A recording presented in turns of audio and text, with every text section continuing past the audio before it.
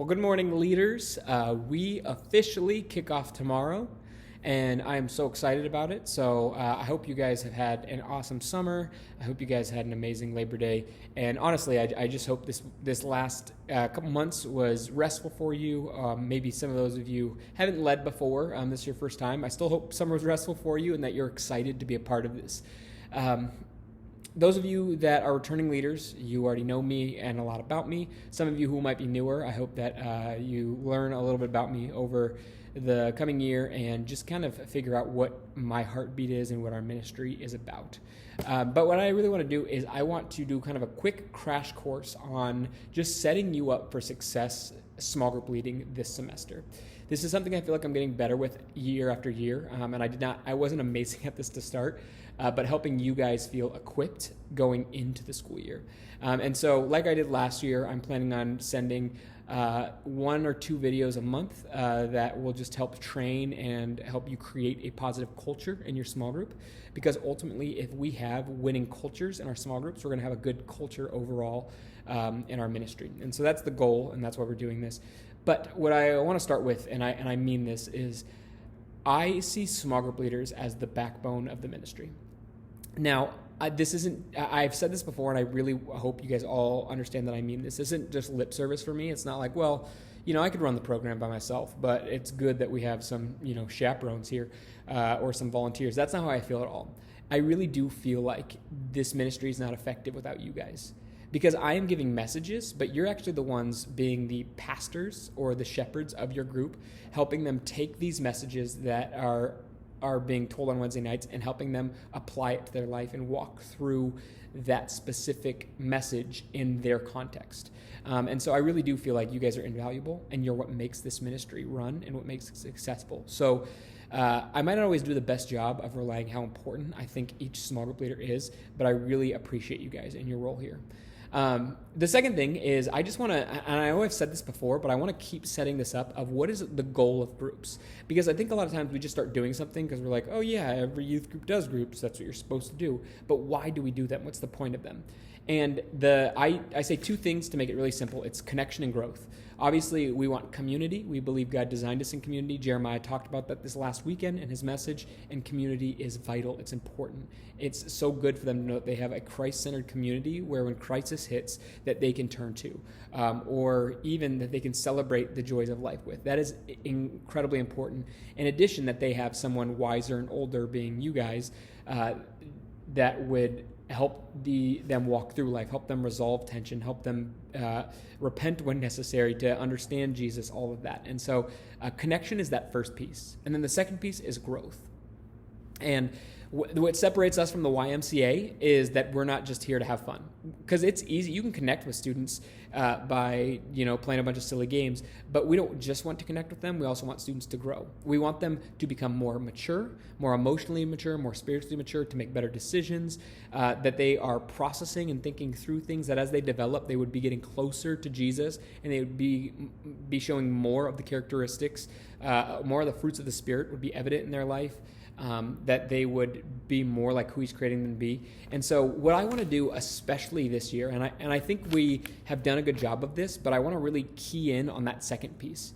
Because I feel like for most of your groups, you're starting to get that connection piece down. Now, some of you newer leaders, or if you have a younger group, you might be like, well, connection, I feel like, is what we need to build first. So we might be in different places there, but especially if you have kind of a core in your group and students that you start to get to know pretty well, or this is now your 2nd or 3rd or 4th year with these students, and you feel like you've got some good traction, now what we really want to do is start keying in on how can we help these students grow.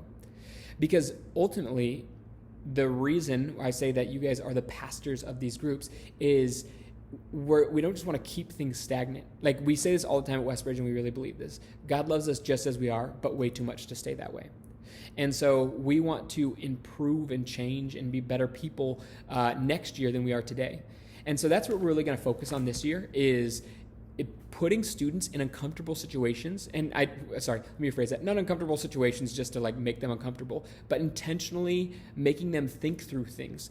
what it looks like to be forgiving, what it looks like to be loving, what it looks like to serve, what it looks like to wrestle with their faith, how they know there's a God, things like that. Those are uncomfortable situations for students. It's a lot easier to just goof around and be like, yeah, we love our friends and we love Jesus, but to actually think through the ramifications of that and how it applies to their life can make them uncomfortable. And so our job is to intentionally put obstacles, faith challenges in their way that they have to jump through, think through, work through, and hopefully in doing it in this setting, that when they've experienced those same obstacles out in the world, or if they go off to college or whatever it might be, that they're well versed, that they've already experienced this, they've already wrestled through this, and they know that God is at the center, that He is their cornerstone, and that they want their life to be built and centered around Jesus. So we're going to focus a lot on that growth part of it this year, and I'm going to key in on that of like what are things we can do. And I think one small thing, and I'll even talk about this with you guys, is I sent out small group questions for you new leaders. Most of you already know I sent out small group questions. I'm going to send those out soon. But the small group questions, I have to try and reach a 6th grader through a 12th grader. That's pretty hard to do. It's a very broad group. So in my small questions, my ask for you guys this year, even in helping your students grow, is read through those before Wednesday night. And I get you guys got busy schedules, but just take a second and read through them. Or even as I'm giving the message, maybe filter through them right before I start speaking. And then as I'm speaking, change them or add your own questions. But what I really want you guys to do is to contextualize the questions there to your group. Like, for example, my questions are generally a little more specific than this. But if I read a question, and we're talking about love or something like that, and I read a question, what does it look like to be loving? With a 6th grader, to contextualize that, they might not comprehend the full depths of love and what that all entails. So you might look at practicals like, hey, loving might be like serving your parents around the house, or being generous with your time, or helping your siblings out with something, or not being mean. So it's going to be tangible, physical things, and that's good across the board. But with a high schooler, it might look like, hey, love looks like forgiveness. What does it mean to forgive someone who's truly hurt you, and why is it important to forgive? So that's something that we want to focus on, is contextualizing the questions to our group to help them grow. And I'll encourage you guys too, there's so many things that you can do as an individual to help your group grow. Like something that I used to do with my small group back in California was we would do challenges every week. And so the students would come in, they would report how they did on their challenges, and then we'd write them new challenges. And they'd be specific to each individual person. But you can also do group challenges, like, hey, this week, pay for someone's lunch, or that'd work more for high schoolers. Or it'd be something like, sit with someone you don't normally sit with at lunchtime. Things like that, just challenges to help students grow and see things from a different lens and a different perspective. So we really want to key in on that this year, is how can we help students grow? Because ultimately, that is why the church exists. It is to push us towards Jesus, that as we approach Jesus, we are growing. And so that's what we want to do here, is we want this process of discipleship to continue, that as the students grow, they would be loving their friends better and discipling their friends better, and hopefully that process would continue. So yeah, connection and growth are the two biggest things.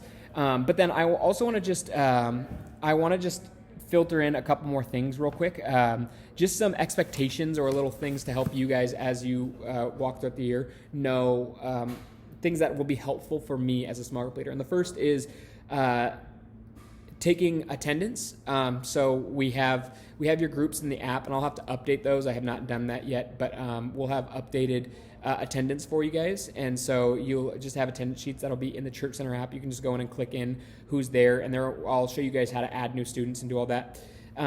Then communicating with me if you're going to be gone. I talked about this last year, but it's really helpful if you know you're going to miss, to tell me as soon as you know. Even if you're sick, to tell me, oh, I'm getting sick, to tell me Tuesday night or something like that, as soon as you know. And I get there's some of those last second things where you might have to miss Wednesday, but the sooner I know about that stuff, really helps me prepare and not have to feel like on the fly I'm like, oh no, I don't have a leader for this group, and feel like I have to scramble. So letting me know as soon as possible if there's any Wednesday night you have to miss.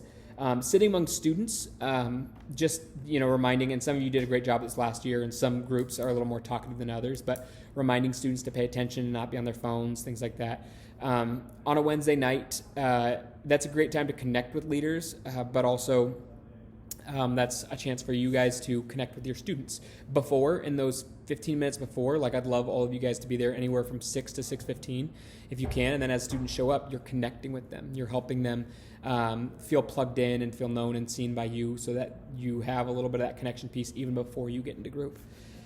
And then something I want to do this next year is kind of like, I think I've told you guys this. I'm not great with like systems and creating like a system in place for like scheduling people and things like that. But if you could help me out at the beginning of the year with this concept of like see a need, fill a need.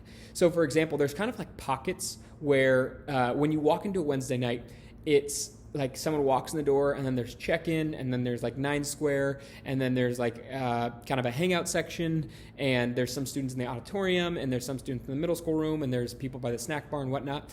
So if we could be intentional about having at least, I mean, there's a lot of us as leaders, if we could space ourselves out, so a couple of us by check-in, helping students with the check-in process, a couple people in the snack bar, a couple people in the auditorium, just like connecting with students or as students are running around, just being an eye there and also like connecting with students who might be sitting alone, someone in the middle school room, so if we just kind of space ourselves out, not ever alone, if you have like 2 or 3 leaders with you, I think that would just be really helpful of kind of helping the flow of the night of like there's leaders spread out in that beginning time where people can feel like they can connect with other people.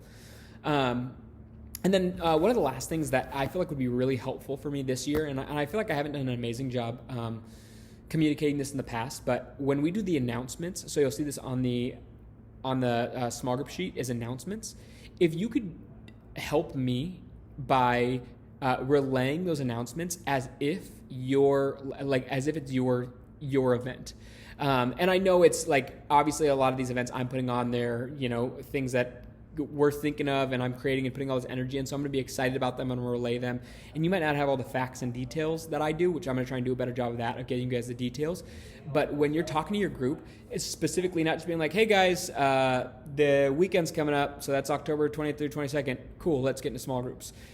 That's one way of doing it, but I really want it to be like, hey guys, like the weekend is a great opportunity for you to experience community. And your students too, hopefully, or as you get to know them, and you can even ask, like, who's going? And then you can ask specific students, like, hey, Levi, why aren't you going? Or Ethan, why aren't you going? Or what's stopping you? Oh, well, I've got sports. Oh, can you come after? Don't you think, and it's MEA weekend, so you won't have sports. Don't you think it's important for you to be in community? Plus, here's, we got rock climbing, and we've got, we'll have, ultimate frisbee and a football tournament and all this stuff, and it's a lot of fun. And so when there's an announcement, like we currently have signups for the mission trip live, just talk about, even if you've never been on a mission trip, the importance of going on a mission trip and being able to serve in a different country, and the importance of that. So really take that time to relay information from students, almost as if you are as if you created this event or you are the overseer of this event. And I get you're not actually doing that, but that would be huge for me, just to help kind of that piece with students. So it's not like, well, Chandler's really excited about that, but my small group leaders read off the info, but they kind of get that messaging across the board that, like, man, everyone is super excited about this, and it kind of builds a buzz around our events, our camps, our retreats, our mission trips, things like that hopefully, it gets those students that are like, I don't know, I'm kind of on the fence, to say yes and sign up. And then those students get to connect with friends that they haven't before, that they get to hear the message in a way they haven't before. So I really believe that sometimes it can be as simple as getting people to engage is just creating intentional buzz around something, to communicate something with purpose and passion, rather than just being like, yeah, here's this event. Because when you communicate purpose and passion of an event, someone that's kind of on the fence, especially if you ask them specifically, like, why aren't you going? Then there's accountability, and they're like, I don't know, I just haven't really thought about it. So we want to create that sense of communication and excitement around what we have, because I believe that our events are set up to help our students grow, like we talked about. And that's why we're here, is to help these students grow in their walk with Jesus, to get closer and closer with him each step. So again, when it comes to small group leading, there's a lot. I have some videos that I filmed last year for creating a good group culture and dealing with difficult students and difficult groups and difficult situations, and just trying to help your group win. So again, if you want some of that info, just message me and I can get that for you. But I'm really excited for this fall. I think this is going to be our best year yet in students, and you guys are what's making that possible. And so I'm just so happy that every single one of you are on the team, and really looking forward to what's going to happen this year. Thanks. See you tomorrow.